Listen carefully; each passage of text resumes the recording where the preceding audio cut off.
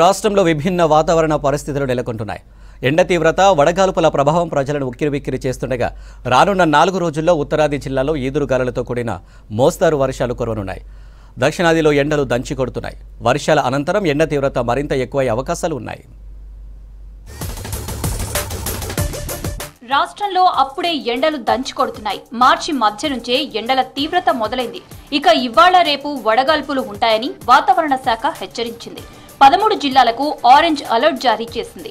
ఆదివారం నుంచి 3-4 రోజుల పాటు ఉత్తరాది జిల్లాల్లో మోస్తరు వర్షాలు పడొచ్చని అంచనా వేసింది.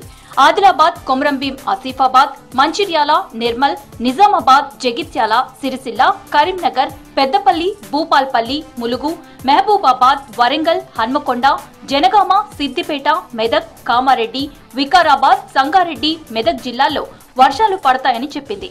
గంటకు 40 కిలోమీటర్ల వేగంతో ఈదురుగాలులు వీస్తాయని, కొన్ని చోట్ల పిడుగులు పడొచ్చని హెచ్చరించింది వాతావరణ శాఖ.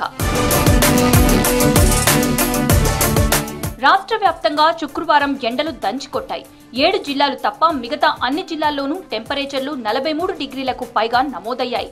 ఆ 7 జిల్లాల్లోనూ 42 నుంచి 42.9 డిగ్రీల ఉష్ణోగ్రతలు రికార్డయ్యాయి. 4 జిల్లాల్లో అత్యధికంగా 43.5 డిగ్రీల టెంపరేచర్లు నమోదు కాగా, నల్గొండ జిల్లా గూడాపూర్, రాజన్న సిరిసిల్ల జిల్లా మర్తనపేట, సూర్యాపేట జిల్లా మట్టపల్లి, జగిత్యాల జిల్లా కొల్వాయిల్లో 43.5 డిగ్రీల మేర రికార్డయ్యాయి. ఎల్నినో ప్రభావంతోనే టెంపరేచర్లు పెరుగుతున్నాయని ఐఎండీ చెప్పింది. వాతావరణ శాఖ సూచనలతో వైద్యారోగ్య శాఖ హెచ్చరికలు జారీ చేసింది. అత్యవసర పరిస్థితుల్లో తప్ప ఎండపూట బయటకు వెళ్లొద్దని అధికారులు సూచిస్తున్నారు. బయటకు వెళ్లినా తగు జాగ్రత్తలు తీసుకోవాలని కోరారు. ప్రభుత్వాసుపత్రుల్లో బెడ్లు, సెలైన్లు, మెడిసిన్స్ అందుబాటులో ఉంచామన్నారు.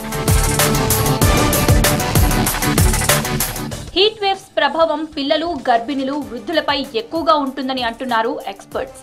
గర్భిణుల్లో డీహైడ్రేషన్ వల్ల హై బీపీ వచ్చే ప్రమాదం ఉందని తెలిపారు. హార్ట్ అటాక్, కిడ్నీలో రాళ్లు వచ్చే ప్రమాదం ఉందని అంటున్నారు. వీటి బారిన పడకుండా నీళ్లు ఎక్కువగా తాగాలని సూచిస్తున్నారు. శరీరాన్ని వీలైనంత చల్లగా ఉంచుకోవాలని, డీహైడ్రేషన్ కు గురికాకుండా జాగ్రత్తలు తీసుకోవాలని చెప్పారు.